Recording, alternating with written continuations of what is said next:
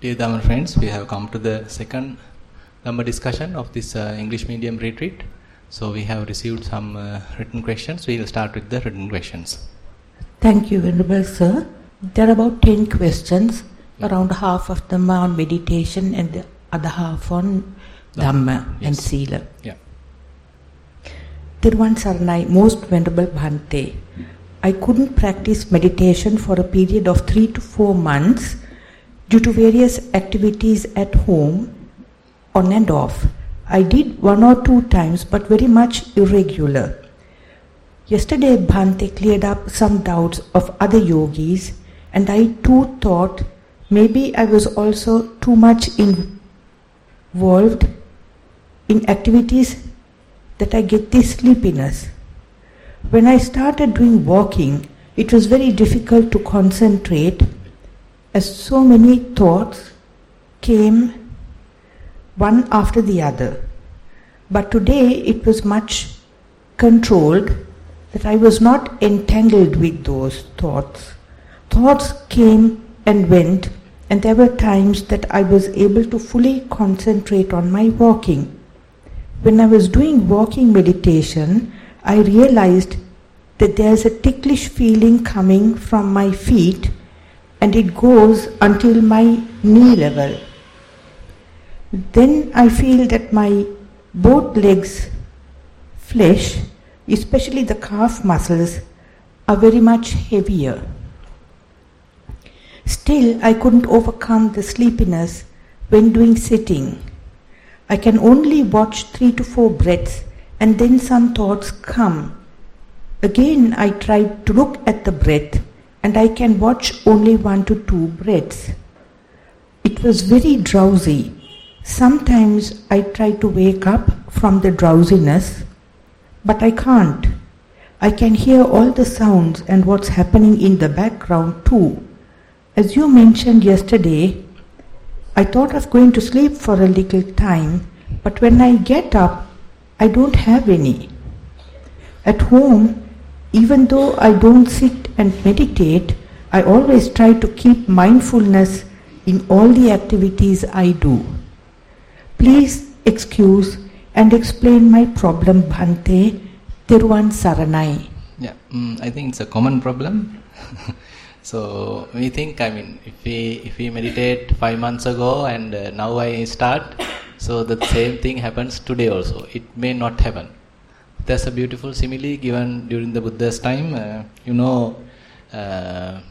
During the good old days, there are no matchbox or lighters. They simply use some dry sticks. They simply rub 2 dry sticks, and when it is heated up, so there are certain sparks coming out. So that spark being kept closer to some cotton wool or something like that. So as a result, the ignition happens. So then they prepare the fire. So what happens now? Say now I am rubbing for 5 minutes. So I feel a little tired. So I just keep it away. I stop rubbing now. Then I come back after having a tea and have a chat with another. And then after another 3-4 hours, I again come back. So now I am starting again. So will it start from that heated temperature or what happened? So all the prepared heat already dissipated. Now I have to start from the beginning. But I might have some skill of doing this, because I know how to do it properly. But already prepared heat has already dissipated. Now I have to do it from the beginning. So again now I am rubbing. Okay, now I rub it for more time, say 30 minutes, and now I am really tired. Again I leave it. Then I try tomorrow maybe. Then same situation. So similarly our mind also. So if we simply meditate and neglect it for a long time, so it will again distract. It will again lose the mindfulness and all the skills that we have developed. So therefore we have to again begin as a kind of a starting guy or kind of a beginner. But on the other hand, we have some skill developed that is there, that also we have to remember. How to handle the breath, or how to walk, how I have to keep the attention. These are certain skills we might be learning. So even those information, that kind of a material also might disappear, or even we forget due to the various other distractions if we are not continuing our practice. So therefore, continuous practice is the key thing. There are no any other secrets in meditation. Key thing is the continuous practice. So if we are not continuous practice, then it is extremely difficult to maintain whatever the result that we are achieving. You have to continue, you have to improve. That's why there's a beautiful saying by the Buddha related to the effort. Buddha is telling uppannang va uppannanam kusalanam dhammanam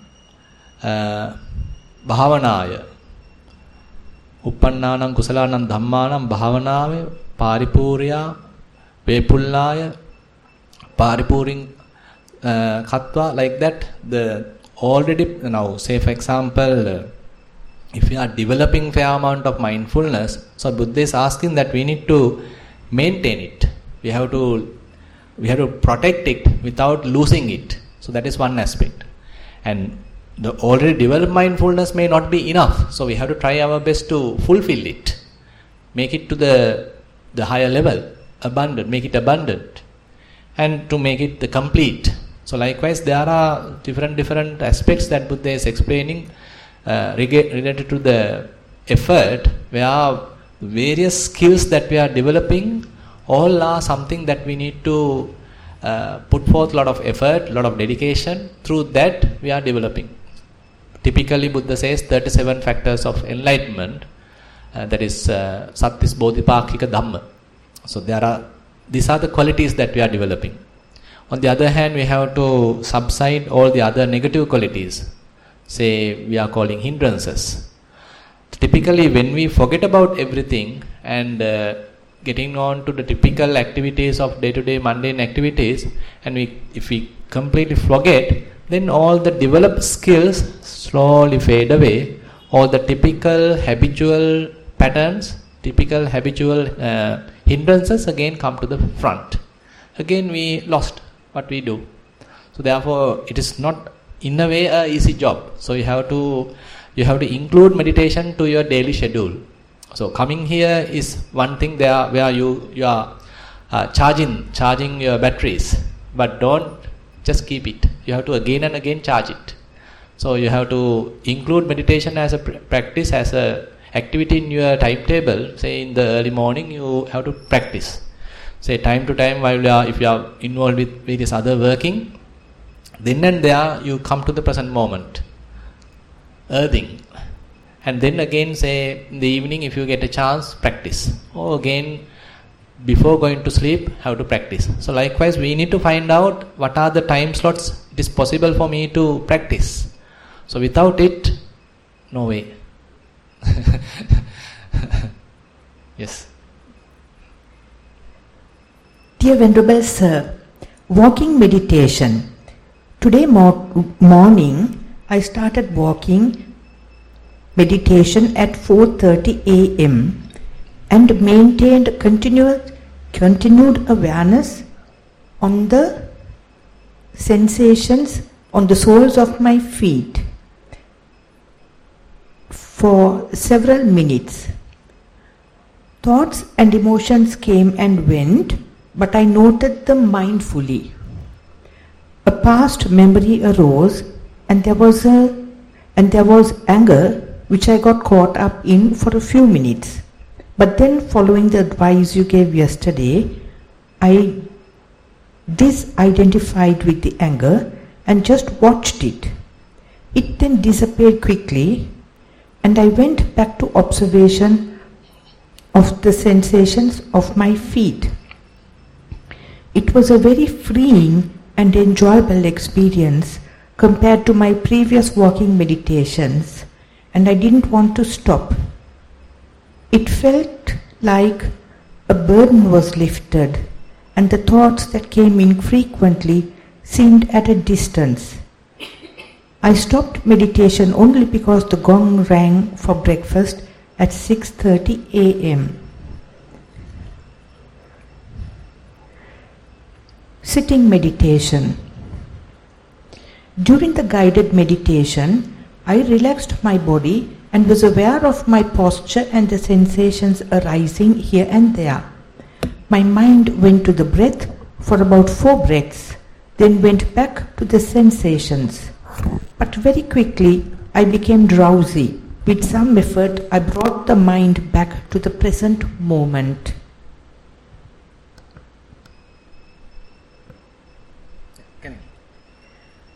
But again I became drowsy and started daydreaming. My mind kept alternating between the present moment and drowsiness. There are 4 questions, Venerable Sir. Yeah. I will read them. Maybe better one at a time. Yes. Is it okay to put in effort and bring my mind back to the present moment? Present moment? Actually, definitely. If we are not taking the mind to the present moment, definitely our mind get distracted. Typically, that's the situation where mind likes to be in the past or in the future, because that is the most enticing thing for the mind, most interesting thing for the mind. But bringing it back to the present is something that we have to deliberately do at the beginning, because this present moment is not that interesting. So that's what in the morning while we were practicing the guided sitting, so all these present experiences, say sensations, maybe various other, say touching sensations, element characteristics, little pains, irritations, none of these are really attractive. So purposely we have to bring our attention to them. So that is actually how the effort is developed. If you have referred effort sambojjhanga, virya sambojjhanga, so typically we don't need much effort to keep our attention on something really attractive. Say if you are watching TV, you are watching a movie, drama, some exciting thing, so you don't need any effort. You are being already lost there. Our mind is already grabbed there. It's effortless, and we are being caught up with it. We are a slave to it. But if you consider breath never take us like that. So breath simply we neglect, and we are in something else. We are in a dream. So in order to come out of the dream, we need effort. That is how we are bringing the effort. So we are in a dream. Now I am awakening, and now coming out of the dream, and this what is there to be aware is simply a breath. It's a very subtle thing, very negligible thing, or very say soft thing. And in order to maintain that attention in that particular breath, so you need effort. So that is how the bojjhanga is developing. The effort as a skill, again and again you are now developing. Again and again, whenever mind distracted, again you are bringing it. Again mind distracts, again bringing it. So you are not giving it up. So at the beginning it is extremely slow and almost like failure. It's almost like you are losing the battle. Can't help. So that is where you have to maintain some saddha, the faith.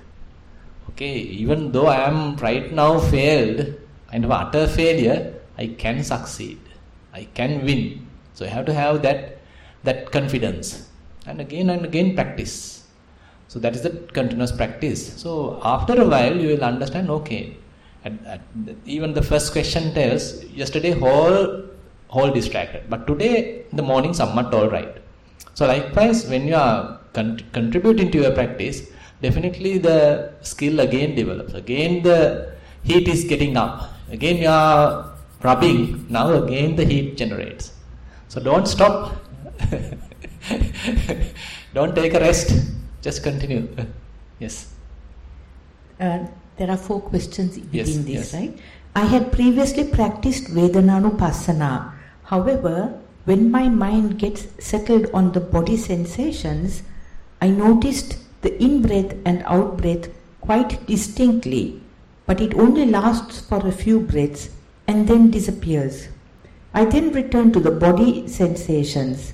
Sometimes I find myself looking for the breath and unknowing make it effortful. Is it okay to just watch the breaths I infrequently feel and return to the body sensations?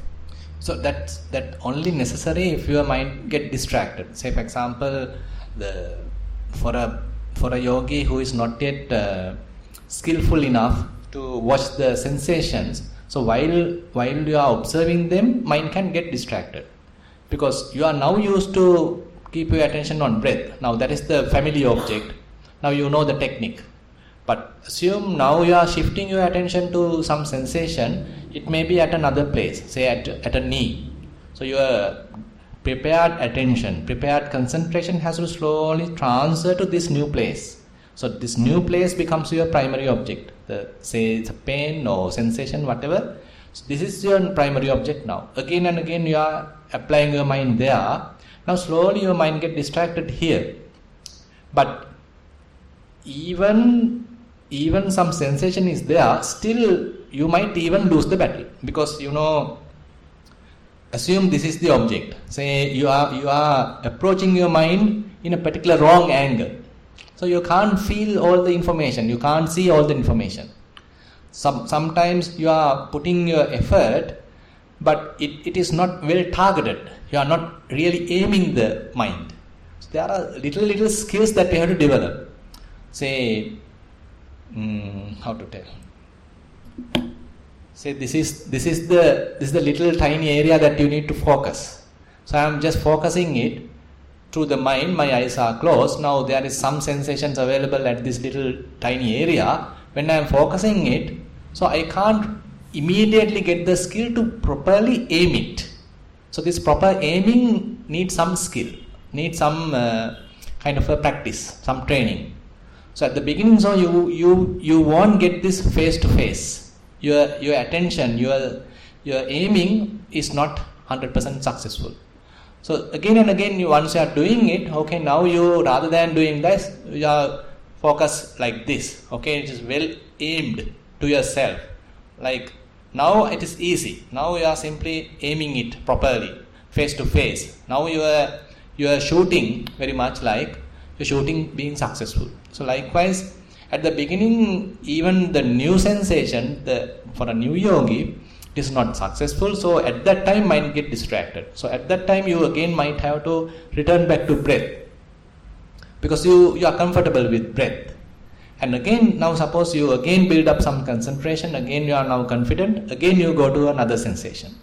Now assume now when you are with this new sensation, you are successful. Okay, face to face. Now you see all the various angles, various facets of this feeling.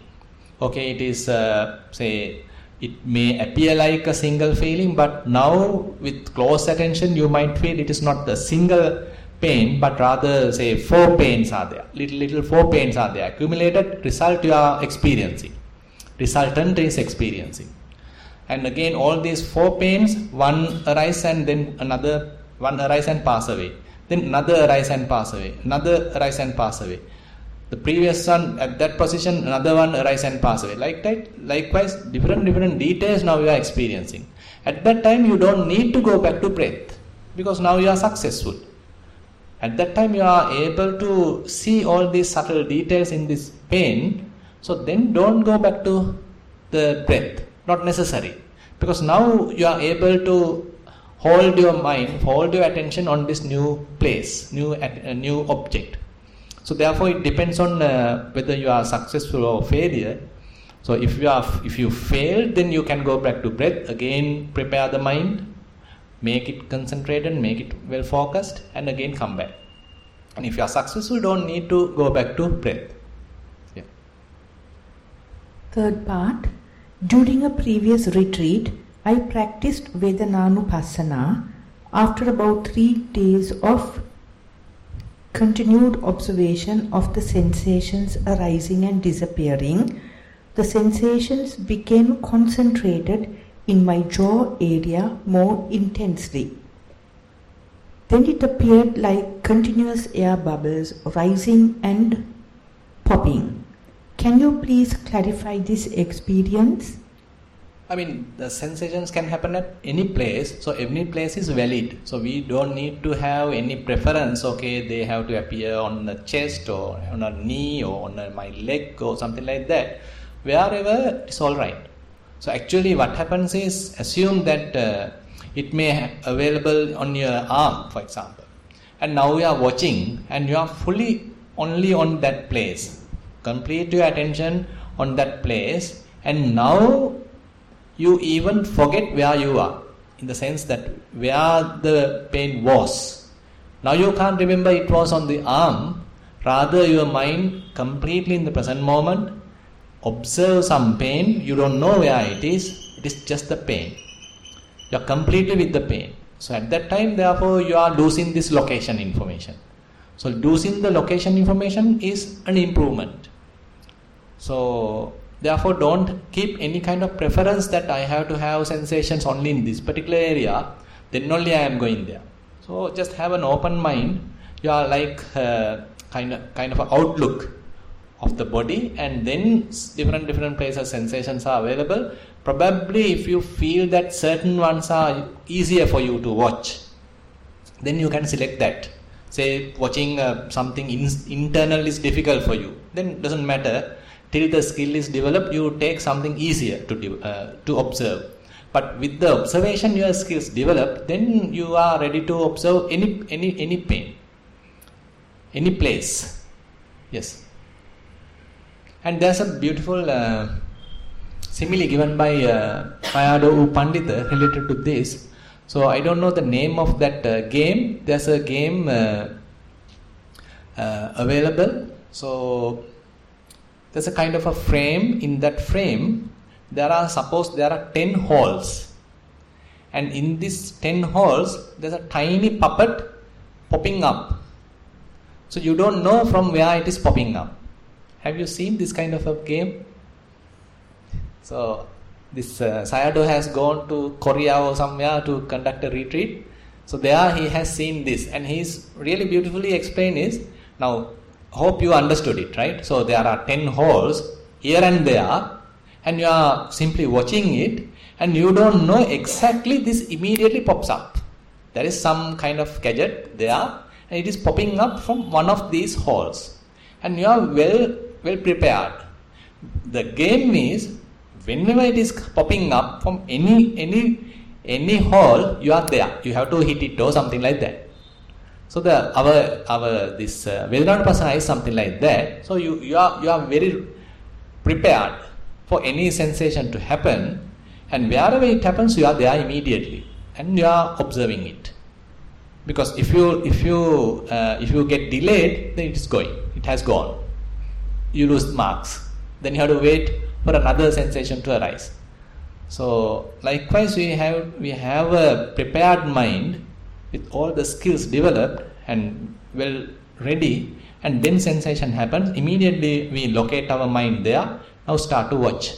So likewise, we have to develop the skill. When practicing Vedananupassana, should we just allow the observation of sensations wherever they come up in the body, or as you mentioned yesterday, to try to focus on one sensation in particular? Because I find the sensations just arising and passing all over after a few moments. Yeah, that's why they are arising and passing away all around the body. So you can select one of the most intense sensation and then watch it. Then it disappears. Then you go for another intense sensation, most prominent sensation, and you watch it. So likewise, you are watching one by one. So that is the way we have to practice. Most Venerable Thero, sitting meditation. I start with Anapanasati and the breath becomes subtle immediately. In the first sitting session, I went to a sleep state in which I stayed for a few minutes and woke up from it with a jerk on my hand. This kept occurring on and off during the sitting session. The second sitting was mainly on thoughts. The thoughts were random. The moment I note it, it doesn't stay long. Come back to the breath. When I'm in the breath for a while, I feel a massage-like sensation on my head, which always occurs when I'm focused on the breath or foot. Walking meditation. The walking is more natural.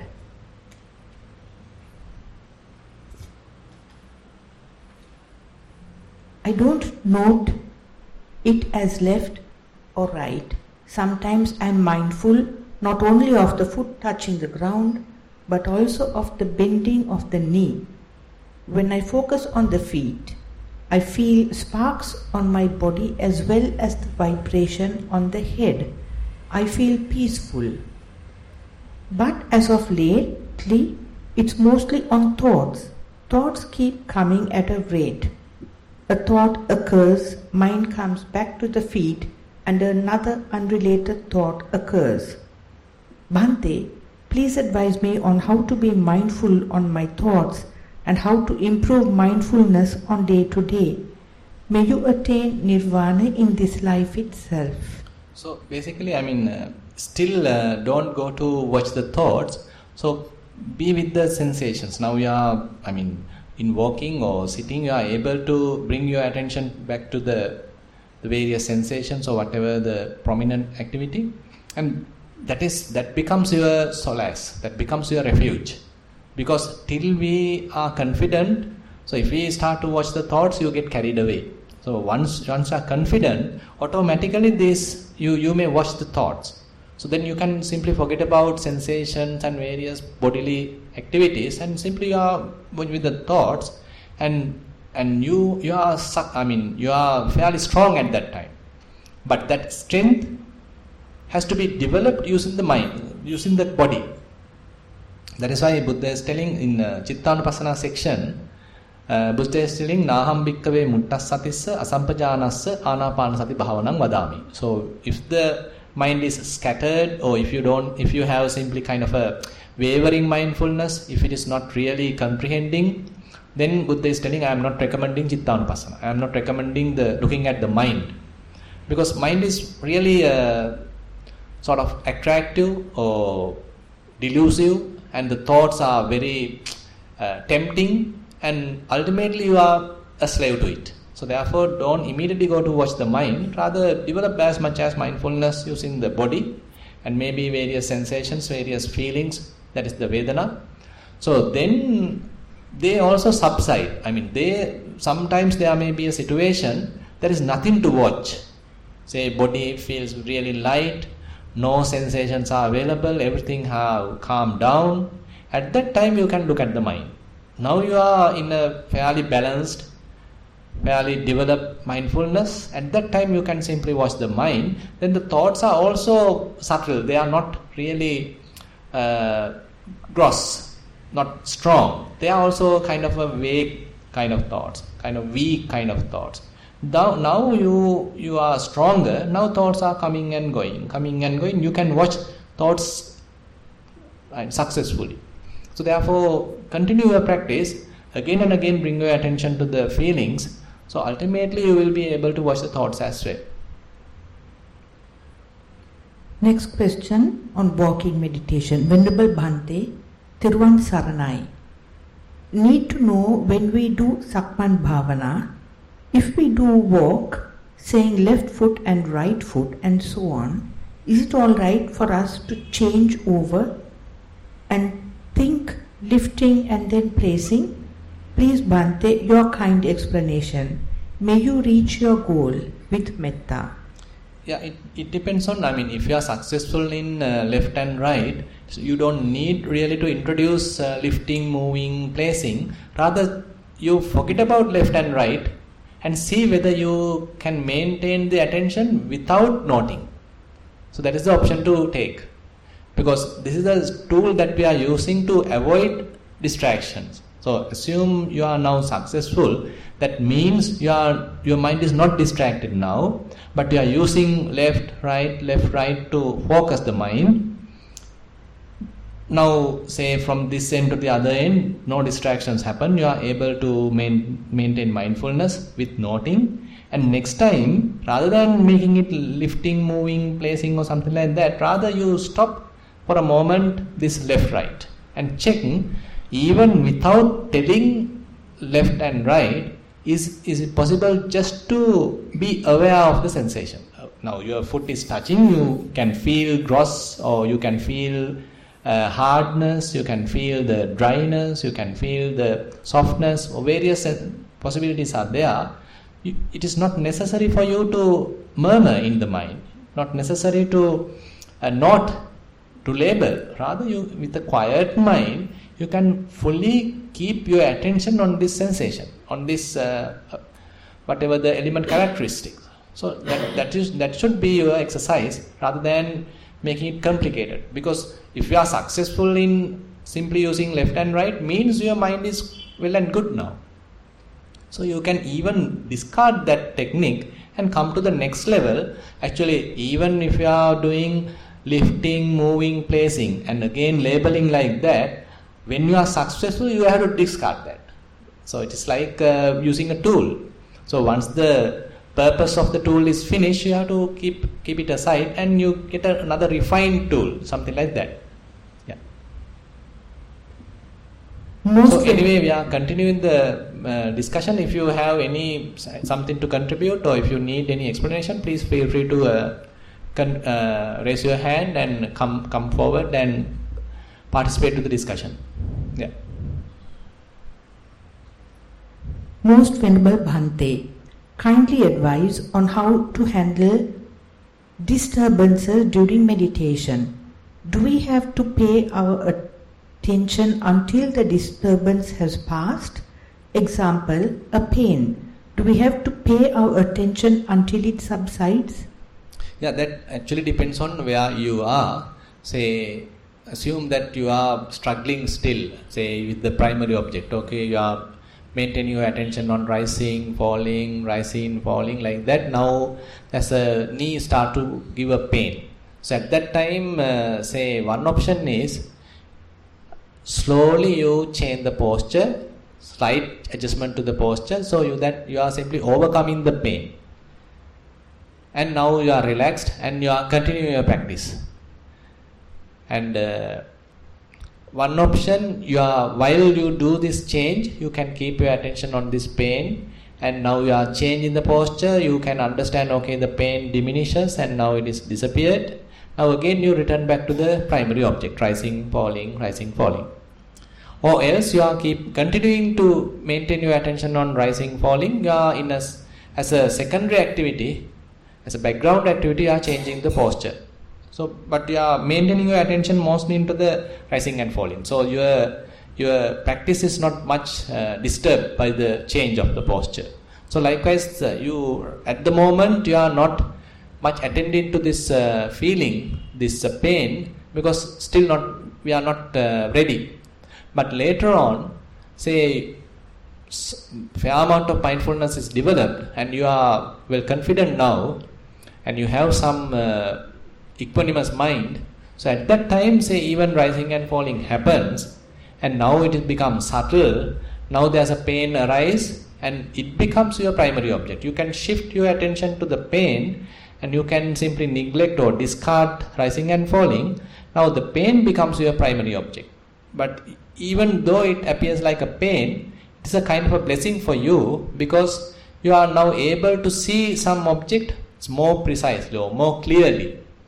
So it may have more information, more detail than rising and falling. So you are now shifting to the Vedana Vipassana, and you are observing various facets of the Vedana, the feeling. So it's a raw material for your practice. So therefore it depends on where you are. Yes. Yeah. Can you please come to the mic? Yes. That's a punishment.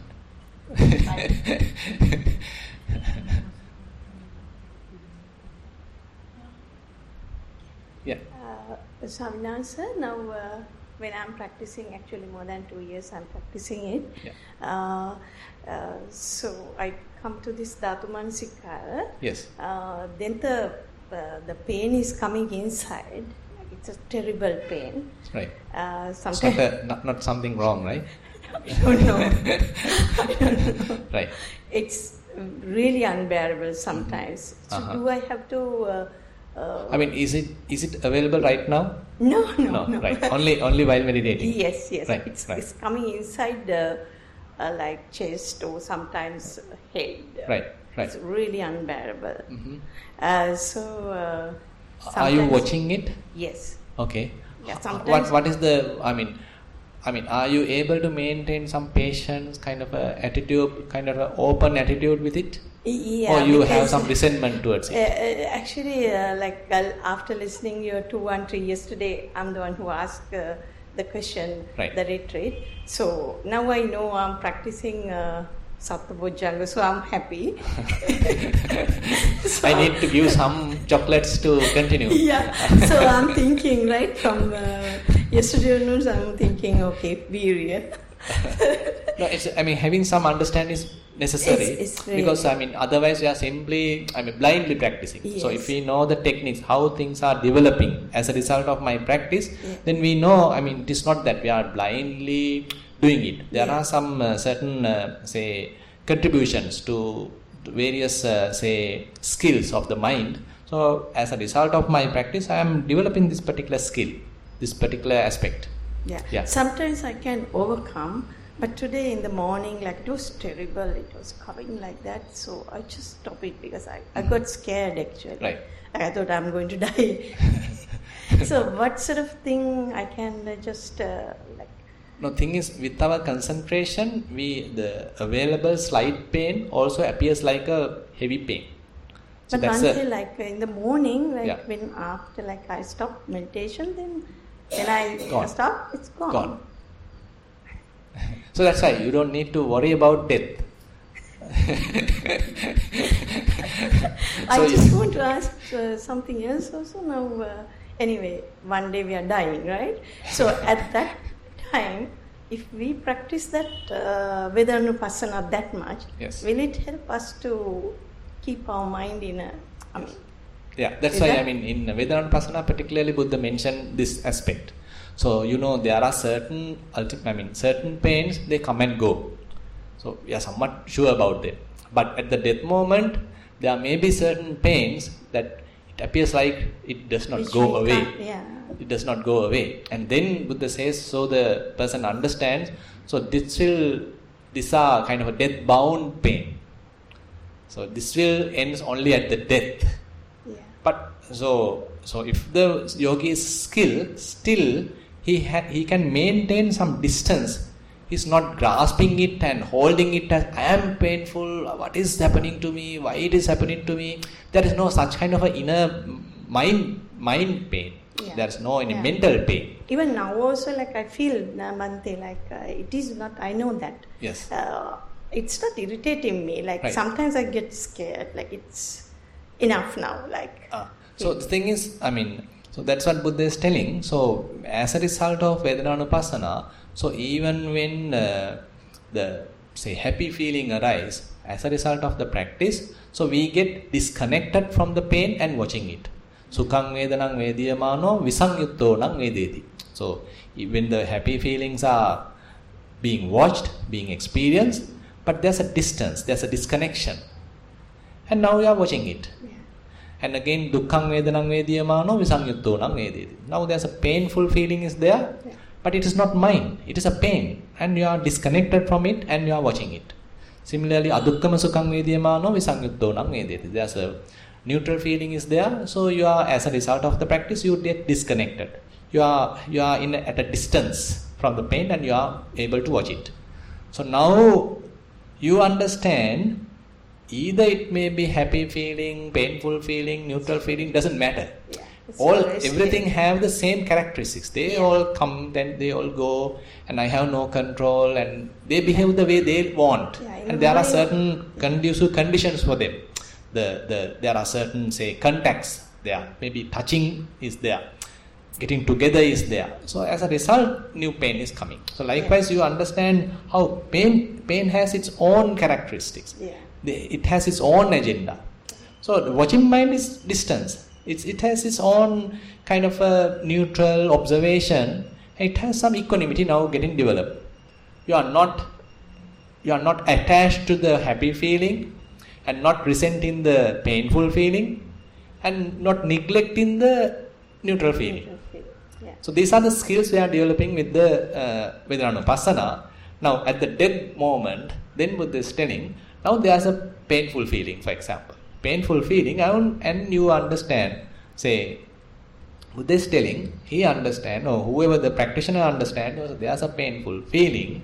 Now this is a death-bound painful, it's a fatal pain.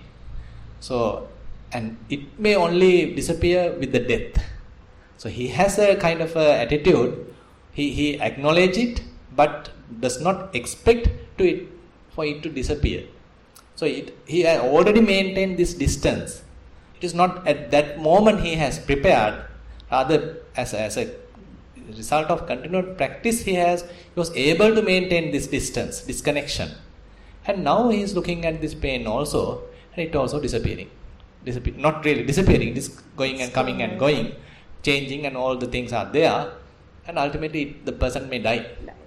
Yeah.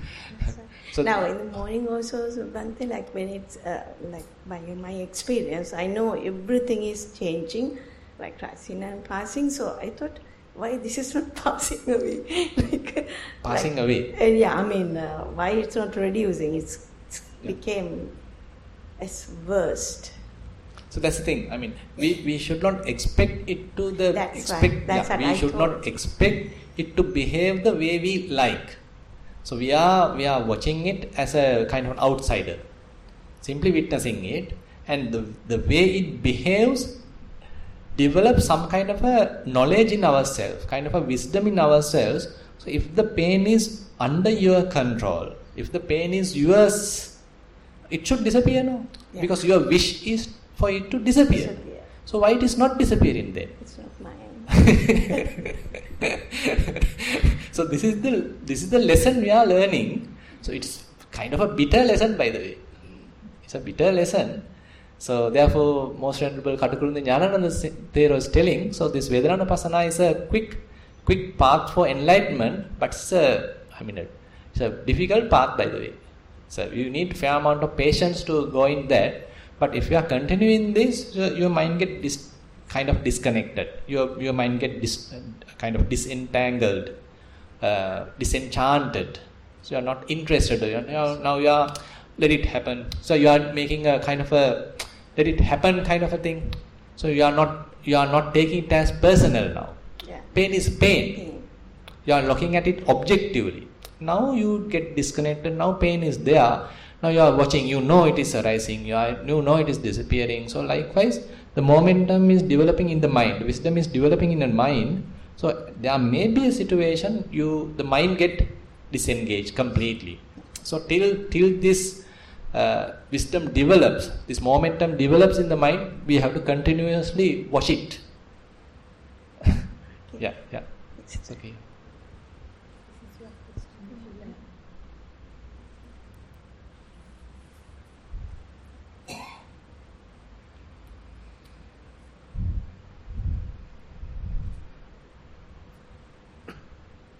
Venerable Bhante, this is a general clarification.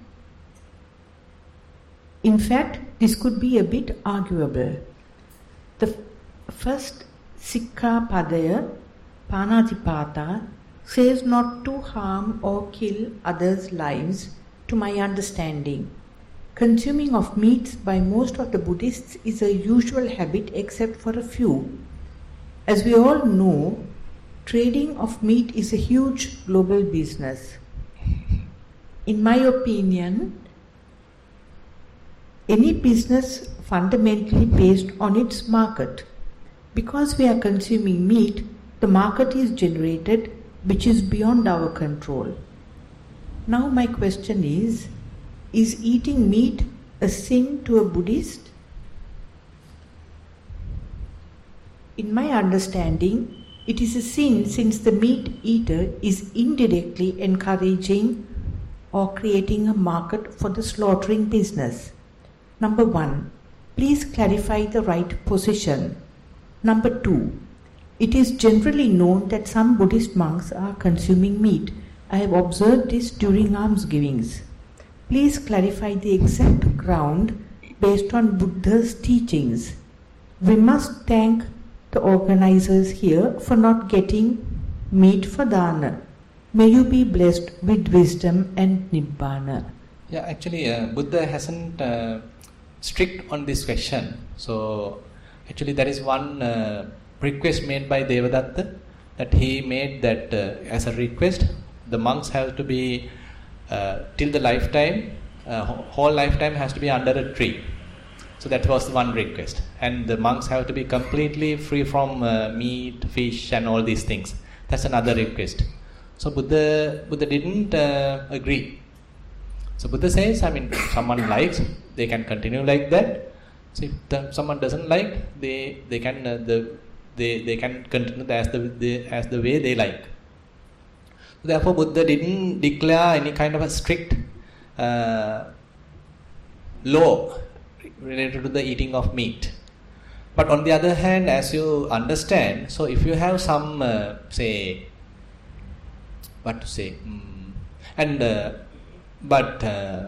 for a monk or for a practitioner, killing is not allowed. So that is come under the Panadipata. Intentional killing is not allowed. Intentional killing is actually a breach of the first precept. And if you are, that's why there's a beautiful story happened in Sri Lanka. There's one king who got a real desire to eat some bird's meat. So, but he's someone who really faithful to the precepts. So he want to avoid any kind of a killing. Now he wants to find a person who can supply bird's flesh, not by killing. Because if you know, I mean, if the king has such desire, so all the people start to kill and give that to the king in order to get some money, in order to get some say praise or something like that. So then what happened is, then he got a message that there is so and so kind of a upasaka. So he is reputed for not killing. Now he is being caught, he is being summoned in front of the king, and now king is asking, okay, there's a cock here, so you have to kill it and prepare some curry or whatever thing and give it to me. Then he is telling, Your Majesty, I can't do that. You know, this is my order, this is king's order. You know, if you are disobeying king's order, what happened? You being killed. So you being killed then. So then can't help. So this guy is now given the cock, and now is taken. And now at that time there's that assassin, or what is called the vadaka, the punisher. So he's behind him, behind this particular person, and now it's a life of the cock or life of the person. Now he's telling, okay, I release you and I just died because of this cock. Are you ready to do that? So at that time, so the king has ordered so not to kill this person, rather to test him. And then he is being praised, and now king is privately explaining his need. I have a desire to eat a certain bird's meat. So I am now confident that you may not kill that bird. So somehow find me that meat, and I have a real desire to eat that meat. So then this guy was wandering in the jungle, and he was able to find a dead bird of that same category, same feces, and then that bird being taken and prepared the meat. So therefore, typically for the monks, Buddha has advised, so if it is very sure that this particular meat was prepared and the particular animal was killed just for him, Say there's a monk coming for a dana, and specially certain kind of meat is prepared. It is only for the monk, and he is very sure it was only prepared for him. Then it is very much like intentionally killed for him. Then Buddha says, don't accept it. So then you are, as the question asks, you are very much like encouraging this killing, because it is because of you that they have committed that. So otherwise, suppose you are simply randomly visiting, say, a monk, simply going on village Pindapata, and you don't know where, you have no plan at the beginning where you are going. And these people also don't know that today there's a visiting monk, Pindapata monk, coming to their house. And randomly, okay, you go to a particular house and they offer meat. No problem. Because you are sure that it is not a particular, whatever the meat, it's not prepared just for you. It is prepared for them, their consumption. And you randomly went there and they have offered that. So you are all right to eat. So like that, the Buddha haven't specifically mentioned for the monks that the eating meat or fish or whatever thing is completely prohibited. There is no such precept as such. But as a monk or as a practitioner, if you feel really sympathetic to all the living beings, so practicing this vegetarianism is all right. It's something good. But on the other hand, we should not take it for our own conceit. That's another thing. So you may be a vegetarian, but don't look down the others for eating meat. So you should not go for argument telling you should not eat meat, you are bad, like that. So that is then you are taking to something else. So you just keep your own policies, doesn't matter. But we should not look down the others for eating meat. So therefore we have to handle this in such manner. Yeah. Dhamma question. Most Venerable Sir, yesterday you mentioned 5 doors or ayatana to attain marga phala as stated. Vimuttayatana Sutta. That's right. Yeah. Vimuttagana Sutra. 1. Listening to Dhamma. 2. Teaching of Dhamma. 3. Reciting Dhamma. 4. Reflecting on the Dhamma. And 5. Meditation. Yes. Can reading Dhamma also be another door? Or we can consider reading as containing elements of reciting, reflecting and meditation? May you have the energy to continue this great service to the Sasana and attain Nibbana according to your noble aspirations. Yeah, actually this Vimuttayatana Sutta, I mean, if you simply take, okay, I'm just now listening to some Dhamma, mind might simply get freed. It is not mentioned like that. I mean, there are certain chain reactions have to happen in the mind. So it is telling, okay, certain Dhamma being preached, and you have to attentively listen to that. And as a result, and because of your attentive listening, so your mind get really observing, or you start to really understand the meaning. Attang upaparikkati. So you understand the meaning of what is being said, and as a result, you get some kind of a pamojja, kind of a little happiness arising within you. Then as a result, the piti jayati, then the rapture arising. So you feel so happy because you understand what is being taught. It is not you are blindly or just listening. Rather you are attentively listening and you really reflect what is being taught, and as a result you feel happy. And some happiness arising. You feel really happy now. And as a result the passaddhi arises. You feel light. And as a result, the concentration arises. So, if you look at Vimuttayatana Sutta carefully, so all these 5 categories are there, but this is the initiating cause. But that initiating cause causing another result. That is, say, you understand the meaning. You understand what is being said.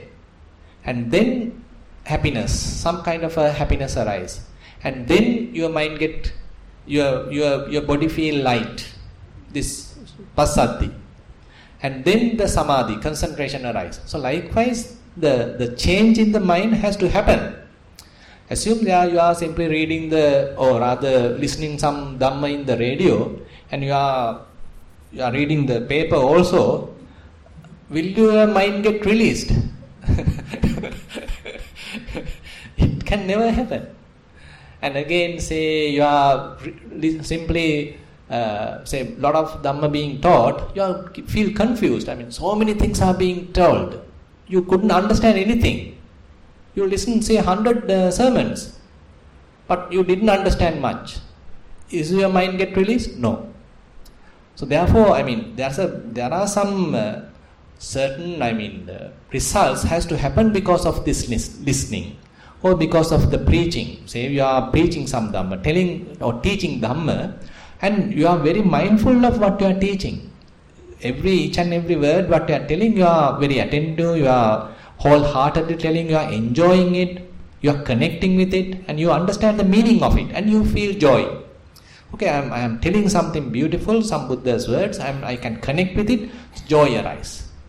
So as a result, you feel happy, you feel joyful, your body feel relaxed, and then your mind get concentrated. Now mind get released. So if you carefully look at this Vimuttayatana Sutta, it is not just merely listening. It is just not merely preaching. It is not just merely reciting. Not just merely looking at the meaning. So as a result of any of these, the consecutive actions has to happen within the mind.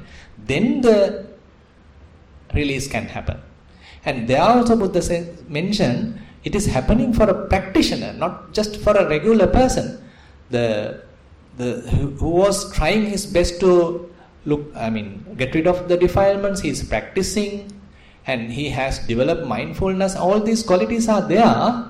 So you have some history related to your development, and any of these incidents are the kind of ignition happens. So while you are meditating, okay, this ignition can happen. Okay, while you are teaching, this can happen. While you are, say, listening, this can happen. You are simply memorizing, it can happen. Because there's a history. These five are the what you call the most proximate cause. But there are certain other historical things happen. You are being a practitioner. You may be meditating, you may be maintaining your precepts, you may be listening to Dhamma. All of these things are contributing for your development, and it has come to a certain level. Now you are there, almost there, but not yet the release has happened. Now assume you are listening to a particular Dhamma, and this Dhamma was so prominent, very interesting, and you are being joyful of it, and now mind is joyful, and you feel really joy, very happy and tranquil and concentrated. Now the release happened. So therefore, don't think that just merely listening or merely preaching can do this, but it has some real meaning to it. Yeah. Most Venerable Swamin Wahanse, do all defilements arise as anusaya and then manifest into pariuttana or vitikkama? Please clarify. Theruvan Saranai. So, as far as I can understand your question, so you are telling there may be anusaya kilesa, that the latent tendencies, and are all of them have to come to the surface in order to overcome them. Is this a question? Yes, is that the question?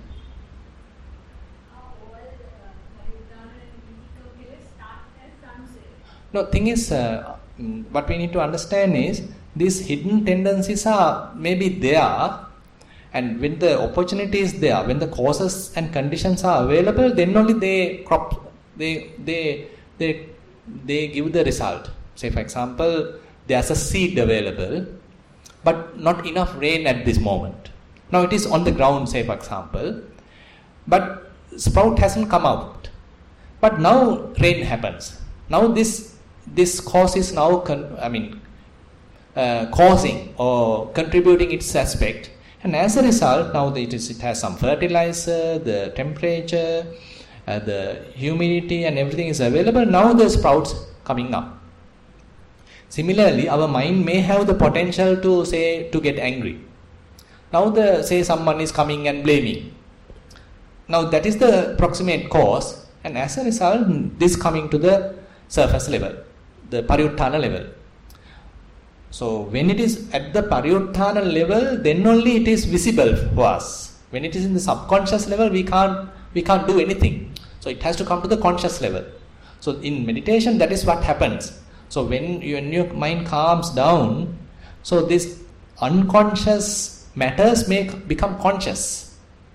So then you are able to look at it and simply let it go. So as a result, this anusaya coming up, going out, coming up, going out. So slowly, assume there's a particular day. So even when someone is blaming, there is nothing, you have no irritation, you have no resentment. So that indicates at least to some extent, the anusaya are somewhat disappeared, somewhat gone out. So likewise, that's why it's very difficult to tell how much is still available. So that is a problem now. So we may be continuous practice, but we don't know how much is yet to come. So that is where only the Buddha has asaya anusaya jnana. That is an asadharana jnana. It's only unique for the Buddhas, only unique for Samma Sambuddhas. He has that skill in order to see whether someone, to what extent this asaya anusaya of someone has disappeared. Someone is available. That is the only possibility with the Buddha. Not even with say Sariputta. When Sariputta has that skill. So for ourselves, for what we need to do is, that's why we need to be very humble, very honest about what is happening within ourselves. So that is where we have to put ourselves into a difficult situation and see how my mind react. Say for example, say I am in front of some people. Okay, someone may be praising. So when I get really elated, when I go really high, so that means the conceit is there. Then someone is blaming, then I start to cry. That indicates some defilements are there. So likewise, these other conditions are the ones helping me to understand what is the state within me. By myself I can't look at it. By myself I can't reveal it. So all these external conditions are therefore contributing for my practice. So that's why even though we need seclusion, but there may be situations that we have to deal with the others. We have to involve with various activities, because then only we will understand, okay, while I am alone, I am happy. No lust, no greed, no hatred, anagami. But now when I am getting to the private bus, then all of a sudden everything pops up. Now no more anagami. So the bus conductor is the one teaching me, okay, I am not an anagami. I am still a layman. I am just a butujjana. So that's why therefore we have to be careful, because now Buddha is not available for us to tell, okay, you are at this stage.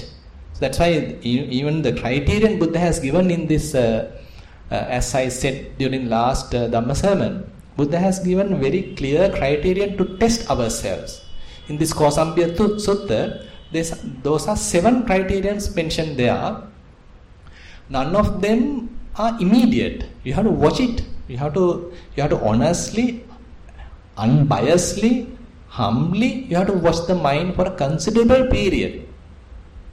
The first criterion, as I said, there can't be any defilement which has to come to the breaching level, to the transgression level without my notice.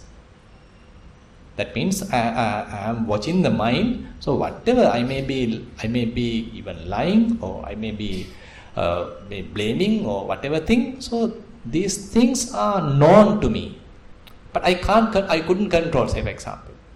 It's so powerful, but it was noticeable to me, but I couldn't stop it. Now I hit the person, but it's known to me. So likewise, so it's continuously, I mean, you are very much aware of what is happening in the mind. So therefore, we should never be in a rush to decide any of these things. Therefore, most venerable Matara Jnanarama Mahathero is mentioning, always underestimate yourself. Related to the attainments, underestimate yourself and continue the practice. Even someone has attained, so what? I mean, say you are a Sotapanna, so what? Nothing, no. I mean, you have to continue the practice. So there's another beautiful thing mentioned. Okay, one monk was eating his pindapada. So while eating, he may be mindfully eating. So one lump of rice eaten and another lump of rice eaten. So he became a Sotapanna. So what next? The next lump of rice is eaten. That's all. Nowadays, people are taking for advertisement and so many things. That's the issue. So, and again in Theravada, there's a very beautiful tradition. That's called Adhigama Appichata. Related to the attainments, they are keeping it for silence. They are not going for advertisement. They are just keeping for themselves. So likewise, there are beautiful things. And during the King Saddhatissa, King Saddhatissa is the brother of King Dutugamunu. And there's a well-known Arahant, but I mean, the king get to know that this particular monk is an Arahant, and now he has a kind of a attitude to visit that Arahant and pay respect and renown him. So this Arahant is not interested about it. So because it become a problem, no, he may lose the seclusion and all people are coming and asking various things, and he will lose the seclusion. He will lose his calmness. So what happened is, so now there's a temple and all these things, and now the king is coming with all his parrot, okay, the elephants and all of them. Now this Arahant was seen. He's seen that king is now coming. Now what he did? He just removed the robe with just the Antaravasaka. He started to take a stick, and on the ground he is writing this and that. He's writing like this. He's behaving like a mad person. Then king arrived and he is looking at, how can this guy become an Arahant? So king thought it's a wrong message given to me, and he went away. Now what happens is the Samanera, another monk in the temple, he knows this, he's a really good person, really renowned monk, and he comes and blames Bhante, what did you do? There are a lot of fame and gain and lot of things are able to come to our temple. You all destroyed now. He's interested in that. Then so at the deathbed he made a determination. Till king come, may not my body get burned or something like that. He made a determination. So then the people start to burn the body and all these things. Nothing happened. So the news came to the king. So king now came and everything happened as he wished. Then everybody understood, okay, he's an Arahant. Now king also understood that. So likewise, so there are such situations really gone to the commentary, happened in Sri Lanka. So they are Arahants, but they are simple human beings. So we need to understand where the practice is leading to. Buddha's teaching is leading to non-ego. It is leading to humbleness, kind of innocence. It's not for the advertisement. So now things are all upside down.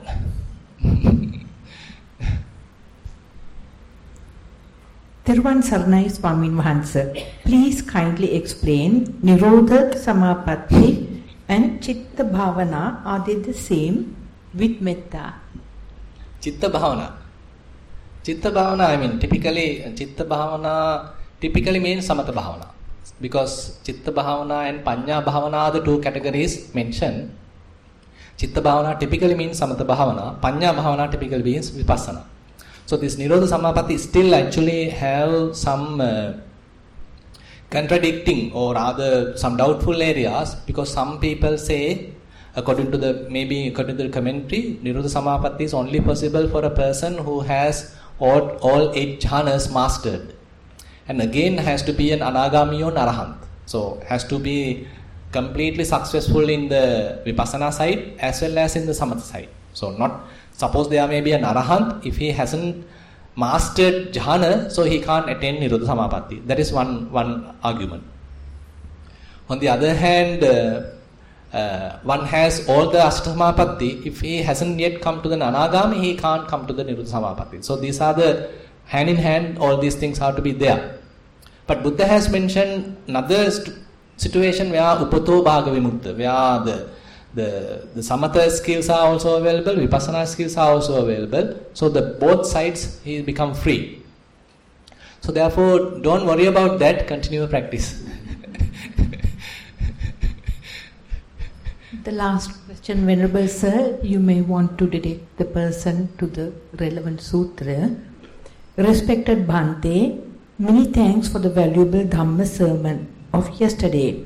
With due respect to you, can we request you to reconsider explaining the 7 steps to self-ascertain whether one has achieved the state of Sotapanna or so on?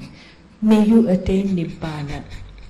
I think that is a Kosambi Sutta? No, it is in the Kosambi Sutta. It's in Majjhima Nikaya. That's called 7 contemplations or Maha Panchavekkana. So as I said, so you can count now. The first one is the anusaya, rather the defilements cannot come to the transgression level without the notice. So you definitely have to come to the surface. You are aware, you are known to it, but you couldn't stop it, so the transgression happened. So therefore, the defilements can't come to the transgression level without your notice. So that is the first one. Then related to the practice. So as a result of practice, he feels or he or she understands. So okay, the defilements are reducing. If you compare your mind before 6 months and now, you have to feel some reduction in the defilements. You have to feel some reduction in the suffering happening, some agitation in the mind. So likewise, you have to feel some growth as a result of practice. So that is, I'm not telling in order, but with the memory I am telling, so not in the order. And then assume if there is any kind of transgression happen, so this person is never hiding it. So typically we have the attitude, okay, if I am alone I can do something bad, but I can behave like a good person. So there is no such thing. So immediately he has this real person has a attitude, I have to expose it. So all these precepts are voluntary. It's not some sort of a commandment. These are voluntarily we are undertaking it. So basically it is, we request it, we plead it to recite, and then we take it. So that's an attitude. We understand the value of it, need of it, and then we take it. So therefore, if ever a transgression happen, he reveals it, confess it, and do immediately how to try the best to avoid it for the next time. Then there are 2 related to the Dhamma. While preaching Dhamma, attentively listen to it, not distracted, attentively listen to it. And as a result, you get connected.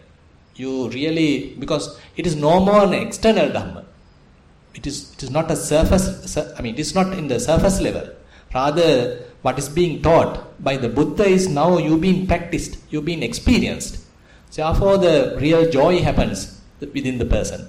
You get, when real Dhamma being preached, you get really connected with it. So you get a lot of faith, a lot of confidence, a lot of joy being arised. Okay, Buddha has mentioned that. So I am experiencing something like that, so it's arising. So those are the 2 related to the Dhamma. Then that person may be involved with various activities. He may have a lot of commitments, a lot of responsibilities, and therefore he might not be able to even involve in practice for some time. But when the opportunity is there, he again and again continuing the practice. Adichitta, adi panya, that means the further development he is continuing. He is not neglecting the whole practice, but he is going for seclusion and continuing. That is the sixth one. The last one is that when he understands some kind of this kind of a situation, or rather kind of a state of the mind, what he is experiencing, kind of a release in the mind, what he is experiencing, he is now able to compare with other traditions or other beliefs or other teachings of other, the teachers. See, they are not only the Buddha, there may be another different teachers available. So according to this one, so he is so confident the release I am experiencing is not available in another place, not available in another teaching. It is the Buddha has mentioned this particular teaching, this kind of a practice. It's sort of unique here. So therefore he is now confident about the Buddha. So he has some unwavering faith about the Buddha because he is experiencing something. So the path is very clear, and this experience is not explained in another place, in another practice, for example. So he is very confident that Buddha is the teacher. So likewise, there are 7 criteria mentioned. So what we need to understand is, so these all criterions are inner reflections. So you have to look at the mind and observe, is it really available in the mind? Then only we have to come to a conclusion. Yeah. So that's all the written question. So if you have any other question, you are welcome.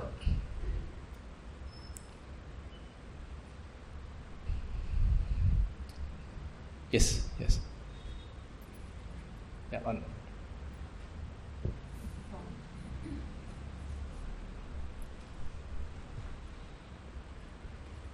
Thero, yeah. So I have started experiencing something new in the recent couple of weeks of meditation. So usually once my concentration comes, what used to happen is it becomes really, like I get kind of cut off from the rest of the world and it kind of gets really quiet. But and sometimes it happens in the day-to-day life also. While I'm doing something, the concentration becomes so good, and then I kind of completely get cut off and my focus becomes extreme on whatever I'm doing. But now it's become like I kind of get opened up to everything, and I can hear everything, I can see everything, and it's very prominent and very clear. But at the same time, the mind is really peaceful. Like I'm not grasping any of it, but it's very, very significant and very strong. I can hear everything, and I usually get up around 3:34 in the morning to meditate. I can even hear the leaves rustling like far away sometimes. Right. It's so clear when that quietness happens in the mind. Earlier it used to be I used to get cut off. Right. Even in day-to-day life that happens, where when the focus comes, everything becomes extremely clear. So it's kind of polar opposites are happening, and both are happening also. Like sometimes it gets extremely quiet, sometimes everything gets exposed. So basically, I mean now typically we achieve some kind of release or some kind of say non-grasping with concentration at the beginning. So you are in some heightened concentration, so you can't feel anything else, mind is empty. But that's very artificial. But we have to try our best to make it natural. So now we are able to do it with less concentration. And now you hear various things, but mind is with you. Mind is not interested of going for what you have heard.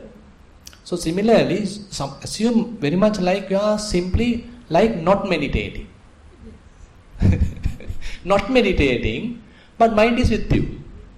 But mind is not interested of doing anything else. I mean, you hear things, you feel things, and you see things, but mind is with you, and mind is not grasped. So that is something we have to look forward. So it's very much like, so we are in the, say, this is the ground. So we are in a utter mess while in the ground. Okay, many thoughts are coming and many distractions, many defilements. So we develop concentration. Okay, we are coming out of the ground and now we have some concentration. Now here we do some Vipassana also. Now we get released. Okay, some mind, for example, 5 minutes here and no grasping. So it's but very artificial and maintained with effort, and without effort you drop down. So you understand the situation, and then say while you are practicing again and again, this situation is being kind of registered in the mind. So you are familiar with this experience now, and now you are trying to get it even in walking, say even with some mundane activity, but you can't maintain immediately. It's only for a short period. Again you get back to various defilements, you get distracted, and only very short while.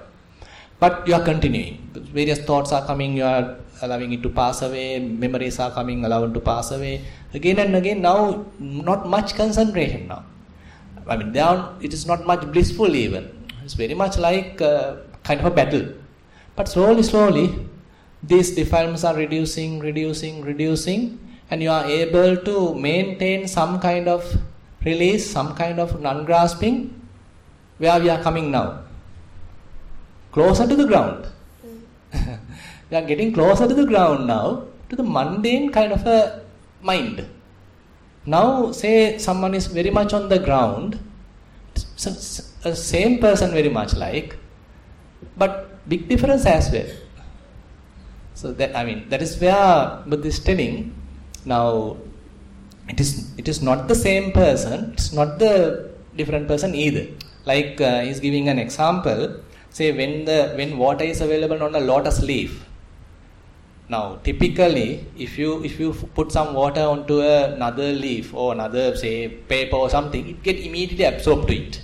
But when water is available on a lotus leaf, it is not get absorbed to it, but it maintains its kind of a shape. It's maintaining some kind of a detachment with it.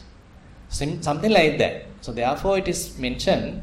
Now, when someone has developed fair amount of Vipassana and all this non-grasping, so it is not that he is completely away from the situations, away from the society. He is with the society, he is with the others, but mind is released, mind is non-grasping.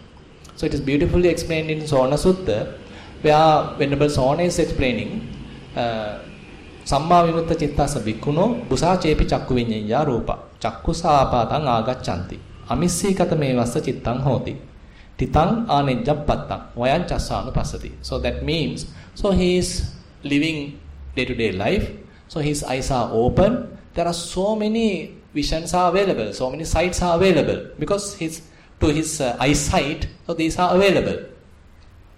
Busa chepi chakku viññaya rupa chakkusa apatang agaccanti. So it is in his vision. Amissikata mevassa cittang hoti. But the mind does not get mixed up with this data coming with the mind. So visions are available, sights are available, mind is with him. Mind does not go and involve with this data, involve with these sights, and does not create a story with this what he has seen. Mind is with him. Amissikata mevassa cittang hoti titang. Mind has stopped. Vipamutta, free.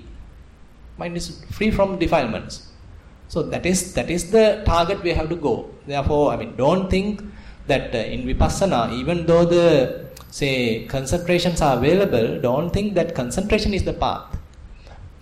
Concentration may have some kind of a bliss or some kind of a disconnection from the environment, from the society, and have some your own kind of a seclusion, but that is only a temporary, temporary experience. Actually, that is when I hear everything, that is much more. I prefer that to that extreme quietness. Exactly. It's nicer that way. Yeah. The thing is, now in samadhi, there's different types of samadhis are there. Concentrations are there. There are certain samadhi which is effortfully maintained. So you need lot of conditions to satisfy, then the samadhis happen. So this is the practicing level.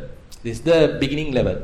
Now, the skill of the meditator is to get this concentration at any other place. Say you are developing in a house, so you need to have very quiet environment, and at a given time, say only in the evening, you are able to get that concentration. But the development is, okay, you are at another house, another place, you are able to come to the same concentration. Okay, at another time, you are able to come to the same concentration. So that is the development. Because you understand the certain conducive conditions and you are able to prepare it, make it available, and you are able to get it. So likewise, when the concentration becomes, or rather whatever the skill becomes with you, so it's available for you. It's no more extremely dependent on external conditions. So therefore, typically it is mentioned proper samadhi, very much like effortless. Almost like nothing is available. You are not pumping, you are not, really effortfully maintain it. It's with you.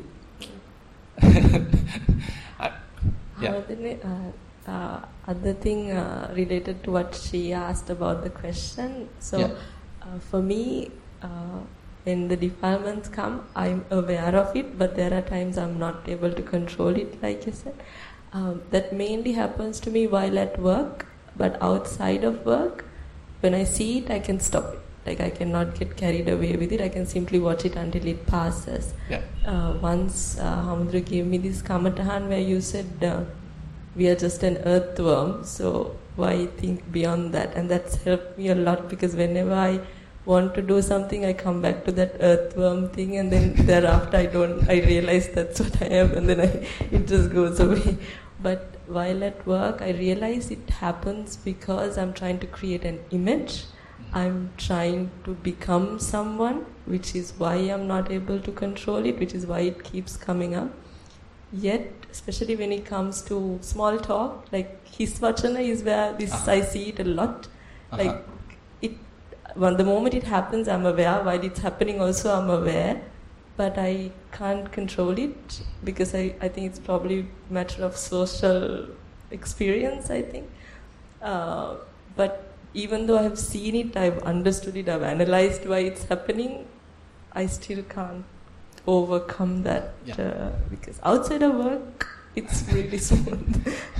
No, I think it's all right, because thing is, Buddha also mentioned, even the path is known, you can't go in a 90-degree angle. Say the river crossing, if you consider the crossing of the river, if you are able to completely cut the wave and say drive the boat or simply swim across the river in a 90-degree angle, that is the perfect. But that is not the way possible. And the possibility is, so you have to give some time for the wave as well. But you are very much like swimming in the diagonal.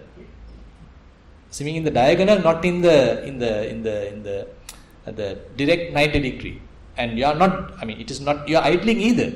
You are practicing, you understand, you are looking at the thing, and sometimes you get carried away. Sometimes you get caught. Sometimes anger arises, sometimes lust arises, sometimes conceit arises. But you understand it.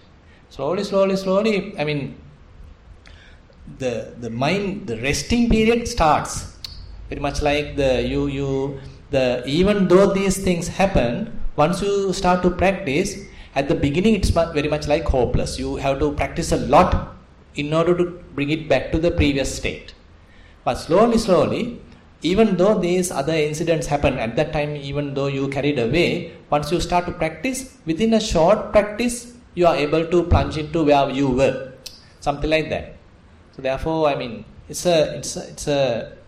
so what Bhante Dhammajiva is telling is that it's like a friction. Say when you are if you really want to get purified, you have to be in the mill. So then only when others are blaming, others are praising, and all these things happen, and I am getting conceited, I am getting depressed, and all these things are the ones showing me the path where I am and where I need to correct. So therefore, it is not just the mere seclusion, just not mere meditation, not on the question, but with the practical situations are the ones telling us where the defilements are coming. So because now more and more in the Panya Siksha, the last section, so we have to carefully observe the mind how it is behaving. So it does not behave in different ways while on the sitting. No, sitting is just a boring thing. Walking is just a boring thing. But dealing with another person, and he is looking me down, he's placing me, he's taking me to the up. So all are the different situations. The mind is now reacting. Now, till the defilements are there, we do different things. And on the other hand, I like to connect with Ajahn Chah's statement. Now, when Ajahn Chah want to tame another person, he makes a personality. It does not mean that he has conceit or something like that. He's assumed like an arahant. But when the task is available, you have to do that with whatever the given capacity. No, you have given a designation, so you have to play that designation that is being given to you. But at that time, say someone below you is coming and telling you are being in the earthworm. You can't do that. So you have to play that way. You have now become a superior. You are now become the boss. Can't help, because that is being given at that time. Otherwise people don't work, no. Being too good can't get the work done. Right. Okay. I think we have discussed fairly lengthy. So I think enough for today.